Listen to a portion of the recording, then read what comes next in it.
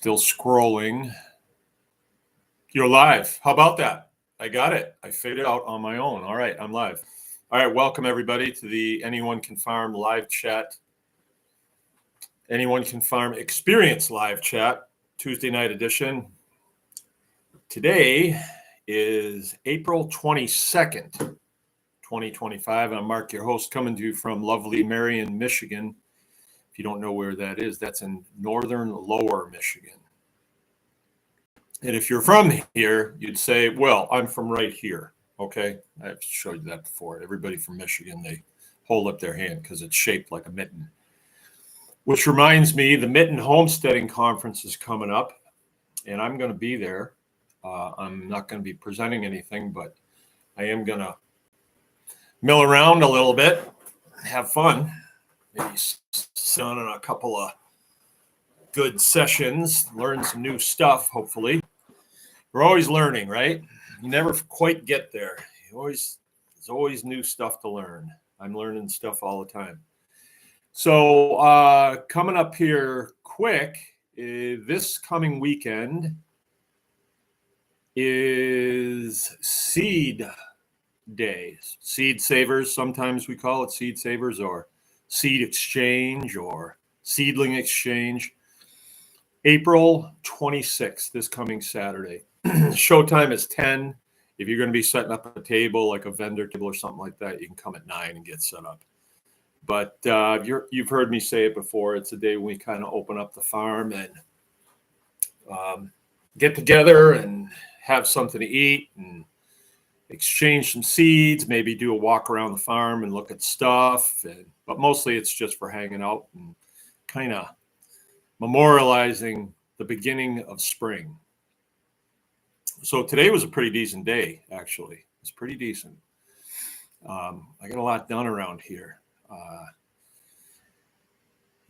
We milked this morning. We built some feeders for the cattle, and I'm waiting on a calf. I had a cow that was supposed to calf Sunday, and she's late. She's definitely gonna calf. She's as tight as a drum. And usually that means that she's going to have a bull.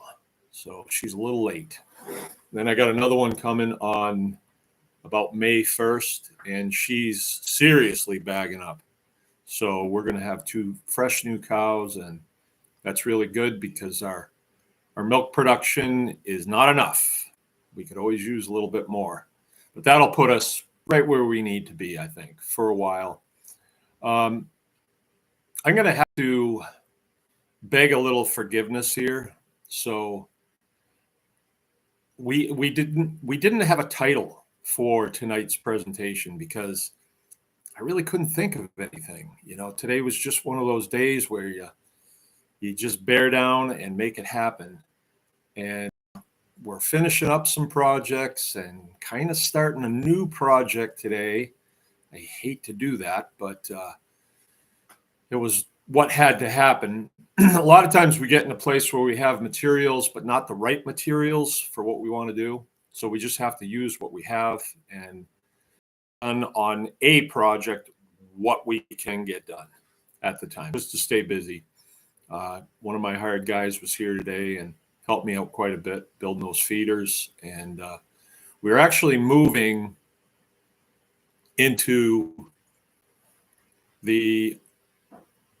back into the old butcher shop, which is now the store. It was a 2-part shop. There was 2 rooms, and what we called the outer shop, the big place, the bigger place, is where the store is now, and it's looking pretty good. We got it in pretty good shape. You know, it's functioning. I could see some improvements for sure, but we're probably going to leave it where it is for quite a while because it's functioning and we have things to move on to. You know, when spring opens up, all of a sudden things start to happen and you got to get busy. So we're going to be moving into the inner shop, and that is going to be our kitchen. It's going to be the outdoor kitchen. And the idea there is Jill has a dehydrator, freeze dryer type thing, and it's a good place for her to stage in there, and there'll be a nice sink in there for her, and a lot of counter space. That's what she needs. She just needs a place to put out cutting boards and have a small 2 or 3 burner thing going so she can, create neat things. It's nice being married to a woman like Jill because she's inquisitive and always working on something. And usually the things that, whoa, what was that? The things that she's working on are good things to eat. So I kind of like that. So I'm going to try and facilitate that as much as I can for her. That's what we started working on today. We're building counters in there for her. Let's get the chat going here and let's see what you guys want to talk about tonight. Let's have one of those kind of nights where you give me something to talk about and I will run with it. Because I really can't think of anything that I really want to communicate. That doesn't happen very often. Usually I've got something on my mind that I want to put out there. But tonight I just don't really have anything. I'm enjoying myself. The other day I made a video. Any of the videos that I make, they're like impromptu. There's just something that hits me and I just pull out my phone and make a video. And they're all on Baker's Green Acres Facebook. I don't put them on my Facebook anymore, but they automatically share over there. So you get to see them. And the other day, I was just really enjoying things. I was really enjoying where I was. And I think it was Sunday. It was kind of a nice day in the morning. And let's see, where was I going with that? I don't remember. You got to take time to enjoy what you're doing. I have a tendency to, as soon as I finish one thing, move on to the next thing and the next thing and the next thing. Today, I wasn't really feeling that push. I just wasn't feeling that today. It was a nice day and everything. Everything was pretty good. Pretty good. We got a lot done. Cows did well. Animals were all fed. Everything held together. But I knocked off at about 6 and I just jumped on my motorcycle. And me and the boys kind of rode around, just exploring stuff and just, I don't know, it's a freeing thing, like when you're in a vehicle, there's a lot of places I can't go, but on my motorcycle, I can go just about any place, so. And I'm thinking about that. I've been riding motorcycles my whole life. And I wonder when that comes to an end. Because I don't go skiing anymore. It's not as much fun. The last few years that I skied, it was sort of like, okay, I'll go. But I didn't really get into it and have as much fun. All right, International's with us. Good. All right. I think I'm going to be seeing you guys this weekend, too. Boys psyched up to help me get place cleaned up this week. We get it cleaned up. You'll probably have some friends coming this weekend, so you'll be able to have some good chummy time. They said, yeah, I think the DeClercs are coming. Okay, well, good. So, I did a little motorcycle riding today, and I'm kind of wondering, at what point will I not be doing that? I don't see that happening. So long as I can throw my leg over it and get it started, I'm going to be going because I'm pretty good at it. So it's kind of like walking, And it's nice because if I want to look at things, I don't have to get in a vehicle and drive. I don't have to walk. I can just jump on my bike and go. So, I did that. And then I kind of came in. Jill's at music practice. She is the piano player at the church that she goes to. I don't attend that church, but she goes. And so she's practicing music tonight. So she sets this up for me, and then hopefully it works. And it did. Oh, well, Jill's listening in. Abundant Living, your health coach. Maybe she's home. I hope so.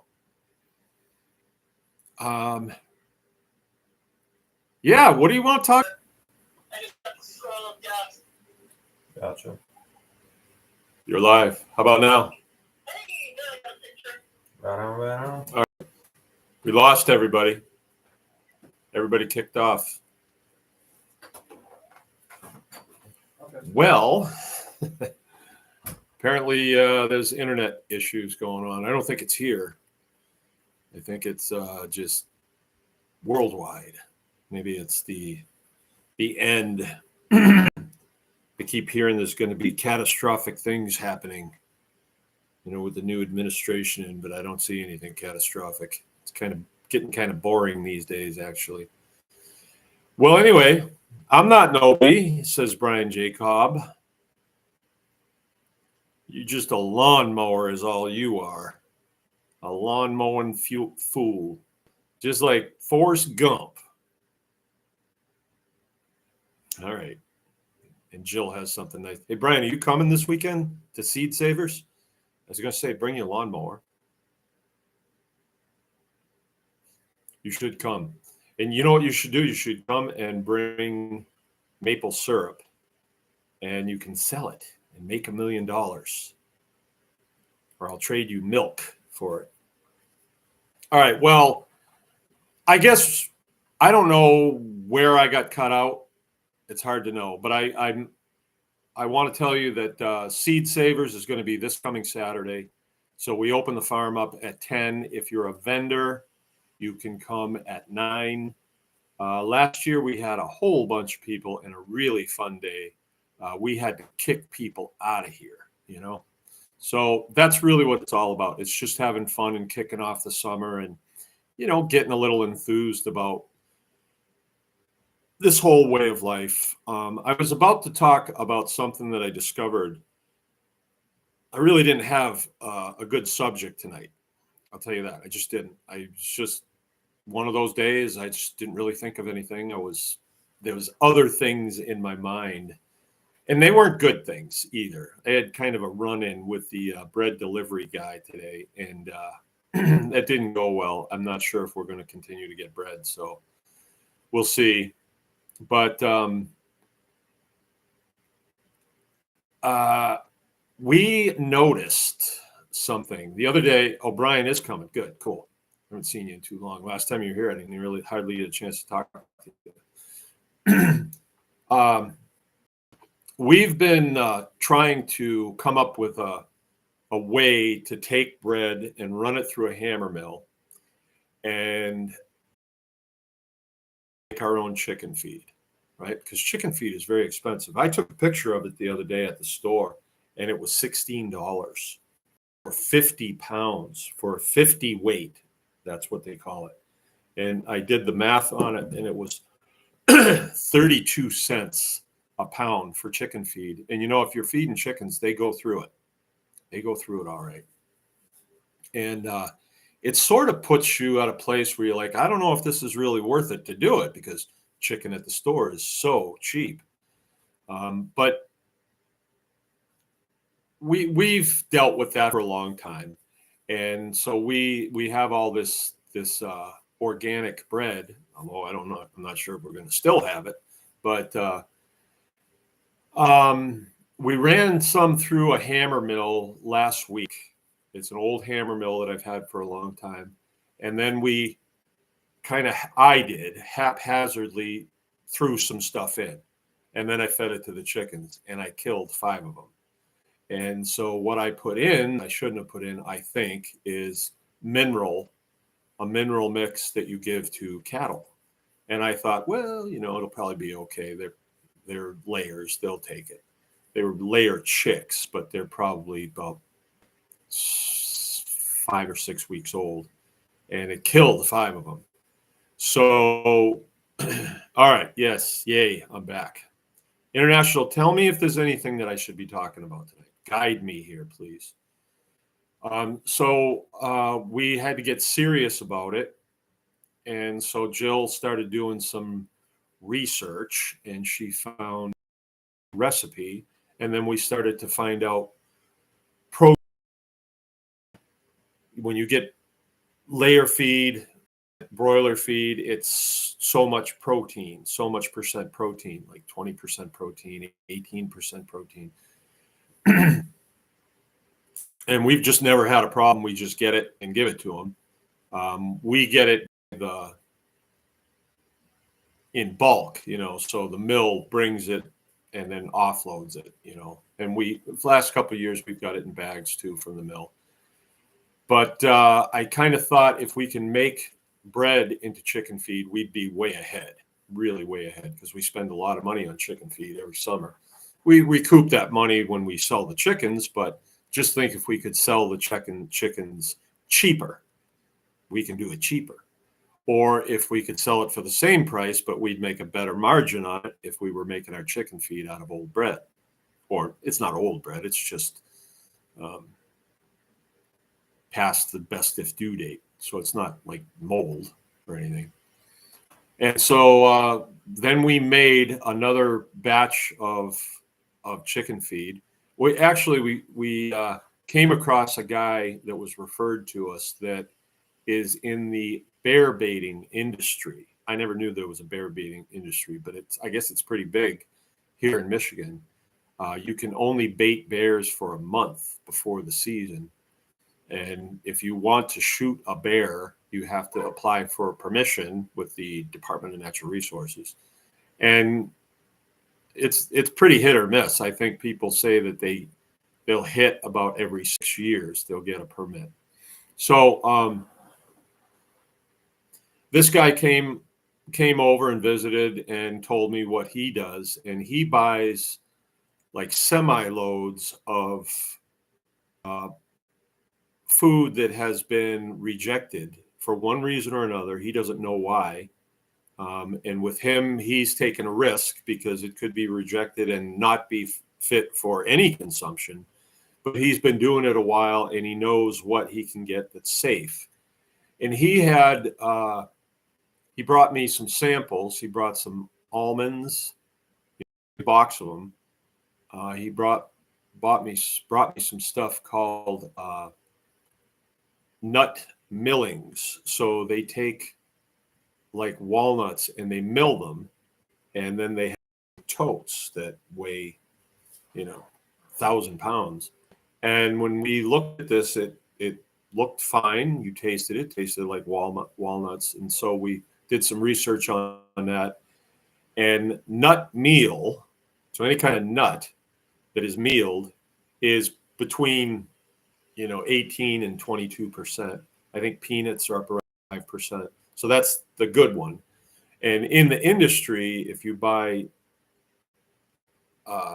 chicken feed, usually it's got soy. And soy is a bean, and it's high protein. The problem with soy is all of it is GMO. It's genetically modified so that they can spray glyphosate on it.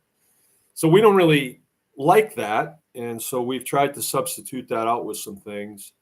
Now, these millings don't have any of that in it. We don't think. Nuts that come off trees generally don't get sprayed with glyphosate.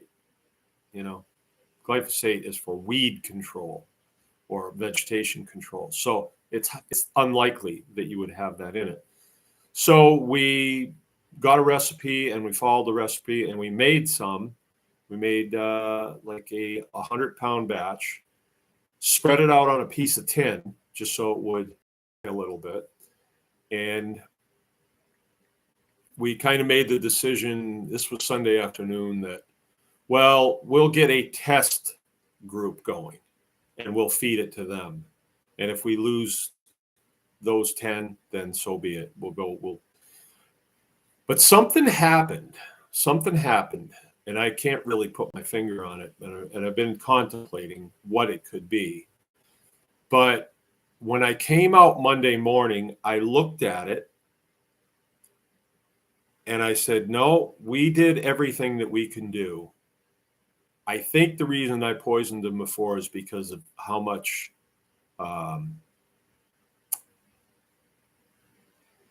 mineral I put in. Mineral, if you taste it, it's quite salty.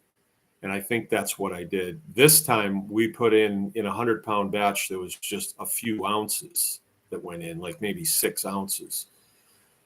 And so something in me stirred, and I said, you know what? I think it's okay.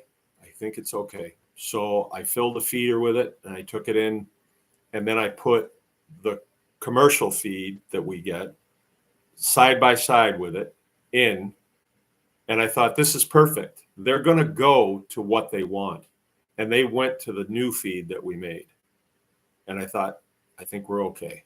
I think we're okay. I got a good feeling about this. So, for a long time, you hear people that are homesteaders say things like, and I said this too, when I walk out in the morning, if something's right, I don't even have to see it. I just know. I know something's not right. Somebody's doing something. Somebody's up to something. Somebody's figured a way out. Someone's escaped or has got tangled up in something. I just know it. And I'll look around and sure enough, I'll find it. And I never really questioned it very much. How do you know that? How can you know that? And I think it has to do with being here all the time. There are things that my senses pick up that my brain doesn't say, oh, you're picking up this, a squealing pig someplace in the distance, that I would pick up. And I would say, oh, it's a squealing pig, I better go find it. But you just kind of pick things up, and I'm not sure how. But I have noticed when somebody comes in from the outside that is heavily involved in, I'll just call it the matrix, because it really is a matrix. And this gets a bit spiritual here. Me and my hired guy were talking about it at lunch today. And I was doing most of the talking, but he was going, yeah.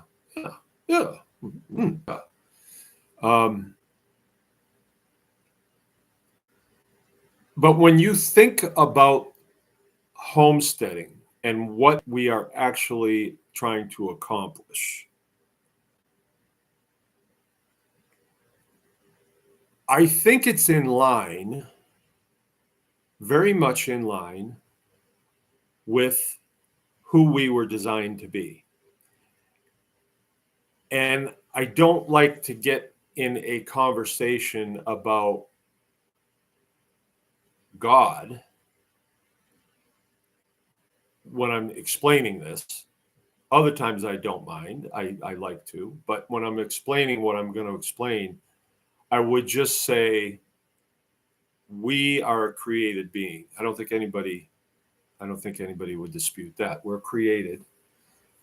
The animals that are on the farm here are created. I didn't create them. I might have been there when they were born, but that doesn't mean that I created them. I didn't. And then I can only do so much for them. If they're sick, I know a few things that I can do. Over the years, I've learned a few things, maybe more than a few, quite a few things. And I'm still learning. And then when I think about what agriculture has been turned into, right? So the way I explained it to my hired guy was, I said, like you, for instance, when you come here and I ask you to do something, I asked him to do bread the other day, open bread, and he finished a stall. And when he was done, he swept the floor, got all the bags picked up, put them where they go. And I said, that's an indication to me that you care, right? But if you were working at a farm that's north of me that milks 3,000 cows around the clock, the cows never come outside. If you drive by it, I've said this before, if you didn't know it was a farm, you wouldn't know it's a farm.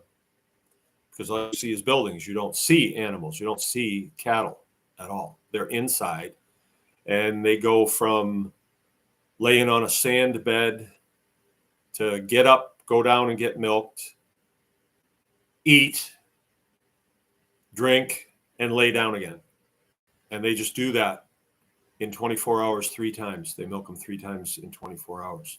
So, they don't get to sleep at night. They don't get to lay in the sun. They don't get to eat green grass.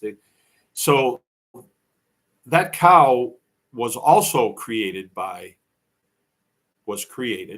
Was it created to live its entire life on concrete,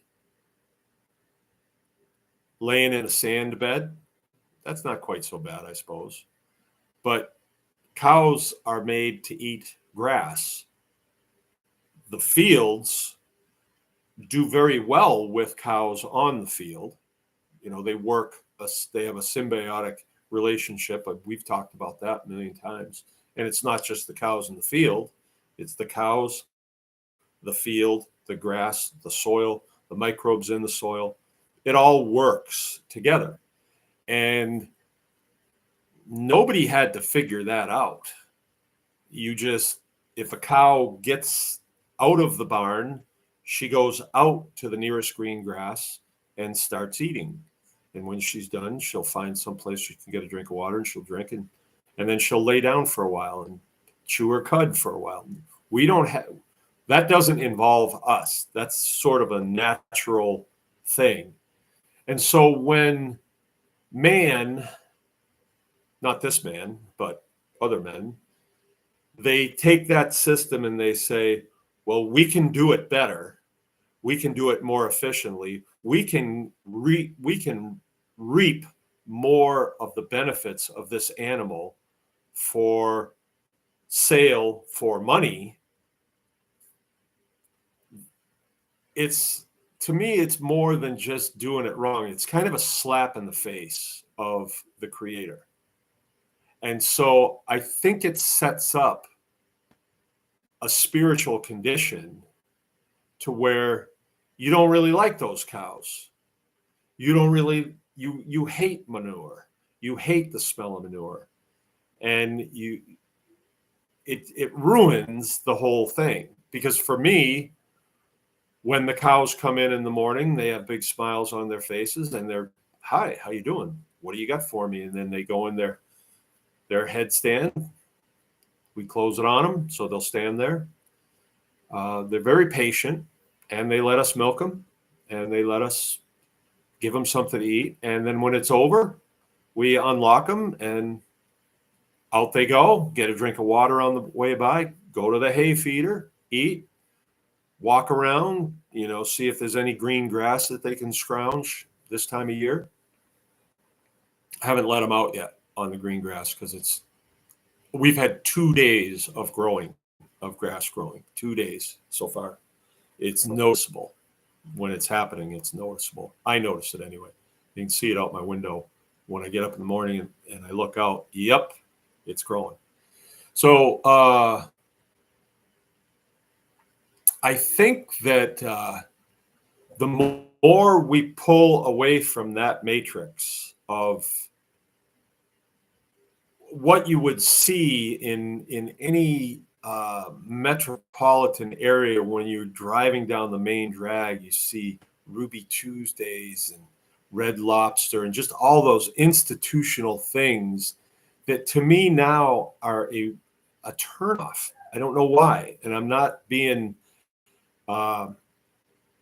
organic on you. I'm not being crunchy on you. I'm not. They truly are a turnoff to me. And it used to be sort of like, yeah, let's go to Ruby Tuesdays. We'll sit in a booth. Maybe there'll be a pretty waitress. Might be fun. But anymore, it just doesn't get it. It's sort of a turnoff. So I think the more you withdraw from the matrix, when you insert yourself back into it for one reason or another, it's less comfortable. It's like, we used to really like this? I mean, we used to take the kids out and go to Ruby Tuesdays because it's like the best restaurant in Cadillac, believe it or not. And the kids thought it was great and everything. But anymore, if I say, hey, what do you guys want to do tonight? It's Friday night or something. What do you want to do? Want to do something fun? I never hear, let's go to Ruby Tuesdays. I never hear that. And I used to hear it all the time. But I don't know.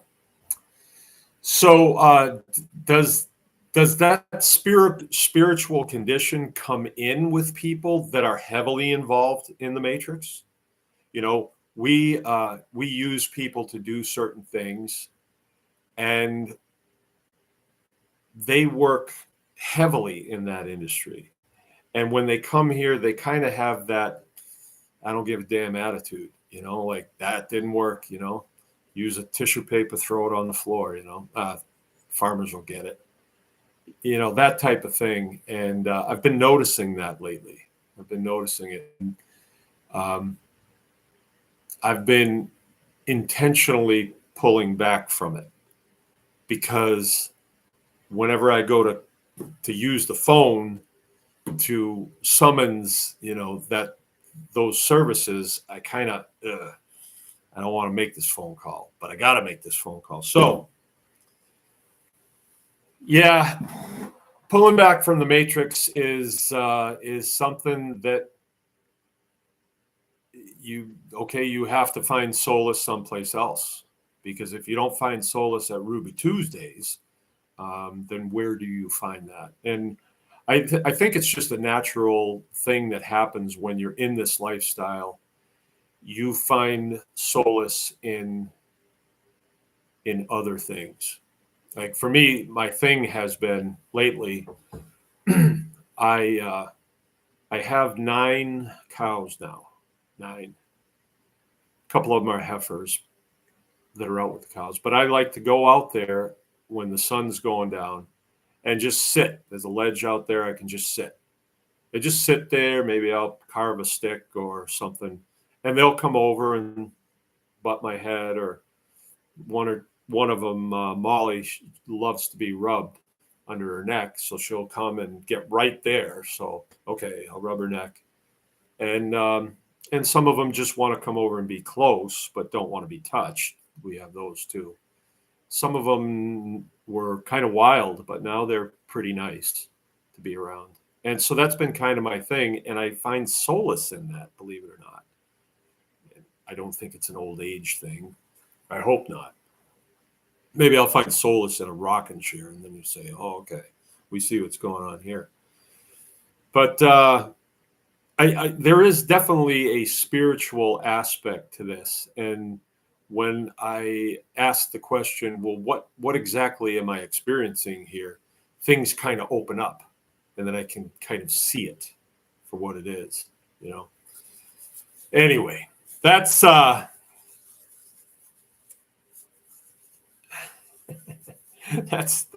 that's kind of where that's it. That's the only thing I have to share tonight, I guess. That's the only thing.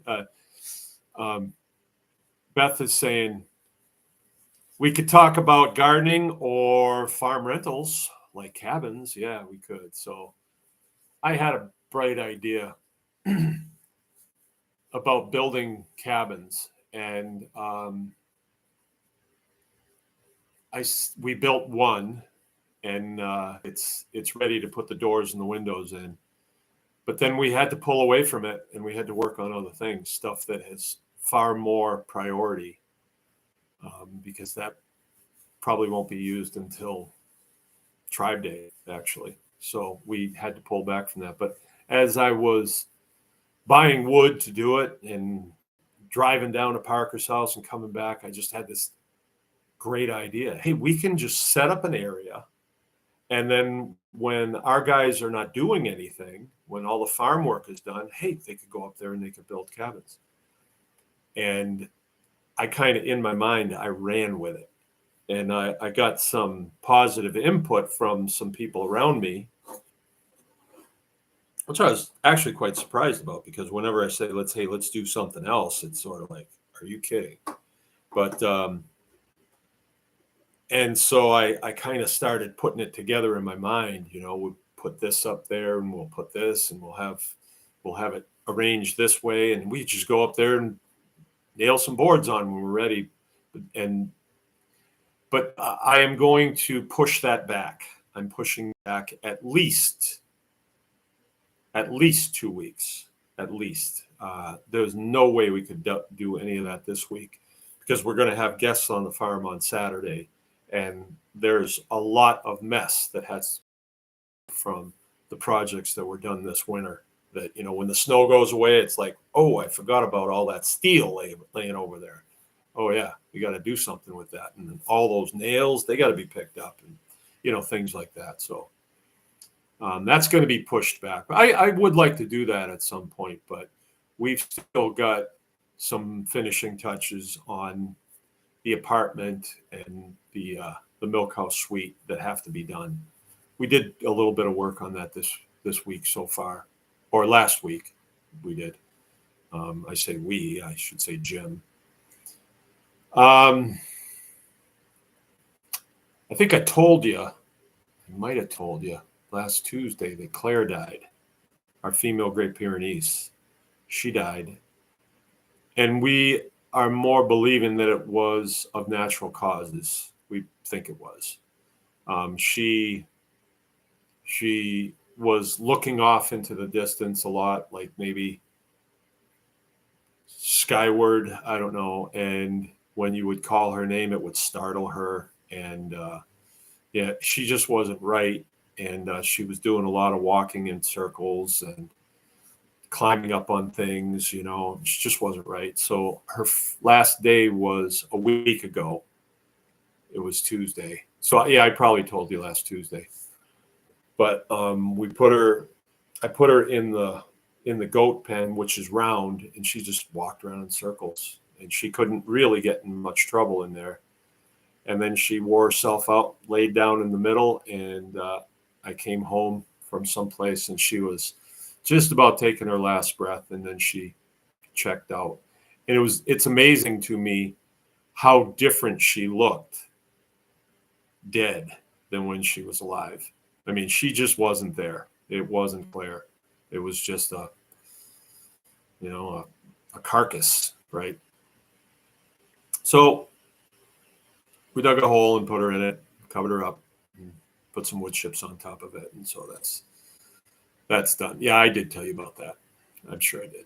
Yeah, last week I did. Yeah, we talked about that. So, yeah, let's talk about gardening. Okay, I'll talk a little bit about gardening. I own a rototiller, and I love rototilling. I think it just is so neat. But I feel bad every time I do it, because people say it's bad. Don't rototill. You break up all the mycelium in there, and then it's all got to reestablish and stuff. So I think what I'd like to do is do some not rototilling this year. Not completely, because Jill likes rototilling too. She likes the garden when it's nice and rototilled, all smooth and moist and smells good and everything. But I have a couple gardens that I plant for me, because Jill's just so bossy when it comes to the garden. So I have my own gardens. And so I think I will not rototill them this year and just see what happens. They say it brings a lot of seeds up to the top. Yeah, it's true. I would think you'd run out of seeds after a while, but apparently not in our lifetime. So I'm gonna try that, and I have a lot of wood chips too. So I think I might put wood chips on, do that Garden of Eden thing. I might watch that video again and try some of that. I'm definitely gonna do my hog grow areas. That's kind of my gardening, and one of them is open right now, and it's just the growth that's on it is just weeds that died during the winter. So it's all laid down flat. And I think what I'm going to do is I'm going to lay out a grid up there, and I'm just going to plant Jerusalem artichokes and let them run. That will be cool. And the pigs will have a good time with those. If you're here on Saturday, hit me up if you want to get some Jerusalem artichokes, because I got a lot of them that I can dig, and it's right in the area where we're going to be. And maybe we can even have the kids digging them. It's fun. It's like an Easter egg hunt, when you start digging and then you find a root that goes over here, and there's a big bunch of these bulbs, and they're good to eat. And we can even get the kids to eat a bunch of them, because they make you really gassy. So the kids could have a good time with that. I'll give a bunch of them to the Clara kids, and I'll say, eat these. And on your way home, it'll be so much fun. Make sure the windows stay up. You'll have a good time. So that's that's that.